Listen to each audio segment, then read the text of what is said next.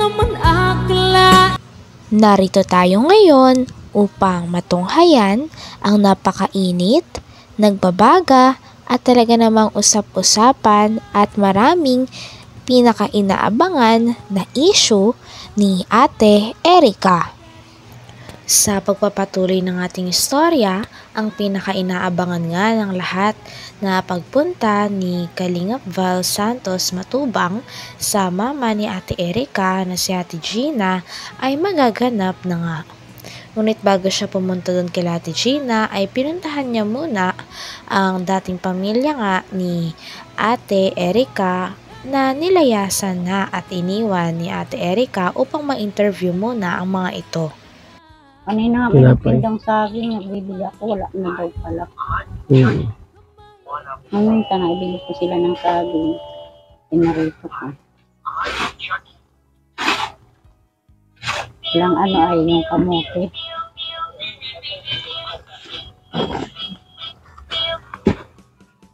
Ang ano naman, merindal, hapon na naman merindal niya. Naman yan maano ng umaga kasi nasimula sila ng 8. Ano oras nasimula sila? Minsan po maaga sila. Alas 7 lang minsan. Nag-umpisa na din sila. Maaga man sila nagising ay. Ngay ako maaga man din nagising at pag alas 5 na yung baboy ko malagang ano na, ugik na. Meron pa silang kape rito. Kaunti na lang po. Ilan na lang? Dito na po, sinalong ko dito. Ayan na. Okay. Walang asukal. Dilata meron pa? Ilang piraso na lang. Ito na lang mga dilata nila. Sabinas na lang pala, no? Ano, dos ko na rin. Yung sa ulam, mayroon mo yung ulam na yan. Pagka, ano, kung may ulam na, ano, bibili mo na lang, ano, kahit bukas. Kasi minsan ay, ano. Pag naglalaot lang naman po sila, nakakaano naman ako sa ulam. Meron silang kanin. Meron na po. Okay.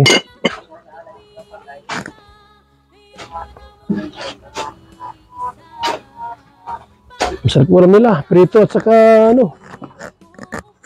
Adobo. Adobong minik. Punta po natin makalingap si Lolo Migs sa kanila. At kumustahin po natin doon. So, kailangan ng ano ha, trapal sa kahoy. Ano yung kahoy dito, yung kukulamber? Ano yun nyo? Purma. Papurma no? Apakan din po. Apakan din? Ang dami yun. Pag namin nyo na yan, itayin nyo na yung ano, yung bubong, iba nang gagawa noon. Kasi pata kayo sa ibang lugar. Ano? Pagka may ano na, may finishing na, ano yun?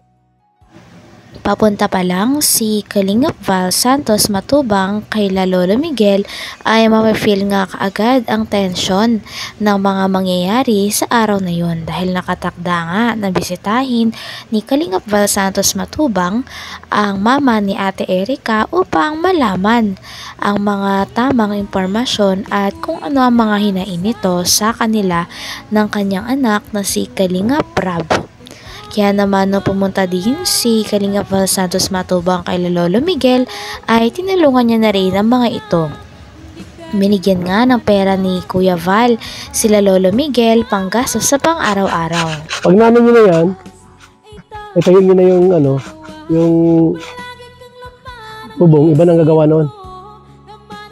Kasi pata kayo sa ibang lugar. Ano? Pagka may ano na, may finishing na, ano yun, bakal yun, welding. Gutom na kami kay Lolo Miguel. Para mga kalingap, kayo muna po ay papunta kay Lolo Migs. Tayo mga kalingap. Ayan na kay Lolo Miguel. Ay dito at kukumustahin natin.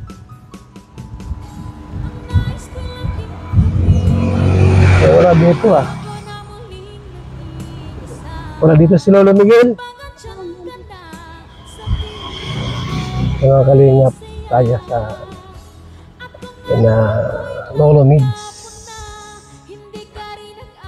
Hi! Hi! Mayroon pa simento dyan. Mapa Manila daw, karaw. Ihabla ka kay Tulpo, ng anak mo. Akala ko ba anak mo yun? Anak ni Mrs. Awan ko nun, Ba't parang galit sa'yo anak mo? Pinagaji ko nga. Nagkikwento ka rin ng sala ay. Maliro ang kinakwento mo, kaya tuloy galit sa'yo. Ayaw. Ha? Ayaw pala ni pinto ko. Ayaw mo. Gusto na nakwento ka ng sala, anong mali? Huwag ka tayo magkwentong mali sa amin. Yan naman yung totoo. Mayroon pa dito. So ano tayo ginagamit yung pang deliver tayo doon? May upa mga pangkuha. Magkano ang utang doon? Ano? Yung lahat yan, lahat na daw, 500. Oh, ano mo na? Nangyari mo na ito. Ha? Ano mo na yung loan? I-deliver mo na lahat. Punta ka ng Manila, ma. Itutulpo ka daw, anak mo. Anak ko. Di ba si Kebel, kasama ka naman mga po? Bakit ako kasama? Wala akong ginawa sa'yo. Kami natulong lang. Kasama ka. Ayon nga kay Lolo Miguel ay dahil sa mga kumakalat na bagong issue ay alam naman daw ni Lolo Miguel na talagang sa huli ay mahahanap din at malalaman ng sambayanan kung sino ang nagsasabi ng totoo sa hindi. Medyo nahihiya pa nga daw si Lolo Miguel sapagkat nadawit pa ang pangalan ni Kalingap Rab na walang ibang hinangad kay Ate Erica at sa pamilya niya na tumulong. Kaya nga nakakahiya daw ang mga pinagsasabi ng mama ni Ate Erica tungkol kay Kalingap Rab.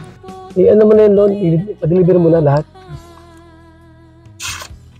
Punta ka ng Manila, ma. Itutulpo ka daw, anak mo. Anak ko. Di ba si Kebel, kasama ka naman mga po? Bakit ako kasama? Wala akong ginawa sa'yo. Kami natulong lang. Kasama ka daw po. Ikaw anak ko yun to, di ba na ako? Sama-sama po tayo daw. Ikaw ang nagkwento, di ba ako nakwento? Hindi po yan. Kasama ako. Di mo na ako mag-content dyan sa kanila kung hindi sila nag-content doon, nag-akit doon sila sa isang vlogger ay. Tapos nagsumbong daw duman, nagayaan, inaapi mo daw. O, ba't ako nagdadamay dyan? Di mo na, bakit? Alam ko ba naman yung kwento ninyo? Ano bagang pag-up ang ginawa ko sa kanila? Wala, no? Kabutihan ang ginagawa ko sa kanila, kaya lang ay nagbalagbag sila. Yung mga hindi dapat ang sinasabi nila, yung mga ka-isluan. Kaya yung anak kong yung babae, yung panganay ko, hindi yung gagawa ng ganyan. Kung hindi panganay din? Panganay yan? Po sa panganay. Sunod kay Jerry. Hindi po gagawa ng mawi ka ng ganyan. Kung hindi na, di din anong nasasabihan yung anak na panganay din sila. Sabi daw yung motor na sanla daw. Tricycle ni... Totoo yun? Kaya yata po. Kaya na po. At Manila na sila. Sino? Pero sila Erica na dyan pa. Balak kong pasyalan ay okay lang? Ha? Pagbatiin ko kayo, pagbatiin. Guys na po sa akin. Bakit mo magalit sa'yo? Ikaw ang ama. Itatulpo ka daw. Yun na nga po ay. Sama-sama naman po tayo sa kulungan. Bakit nakukulong ka? Kulong daw pag tayo sa atin sa Facebook. Okay lang kung makulong basta nasa tama. Kaya nahuli na yung mga sasabi lang kasi ng malingan. Si Musirab, nakadamay. Ako yan. Saan mo nalaman na may kwentong gayaan? Ano ito? Na ano sa mga ano? Ang sabi ko nung Musirab, meeting ko daw, hindi nakaka-contact siya. Pagkakapag na, hindi sila. Hindi ko lang alam. Nililimatan ng pira. Sa vlog, nakikita mo doon yung mga vlog. Oh, ito yung pira gayaan. Nakikita mo doon. Nung una pong vlog ni yung mahalaga rin yun ay. Kada may damay ako nabibigyan ako. Nung huling vlog nila, itinatabi.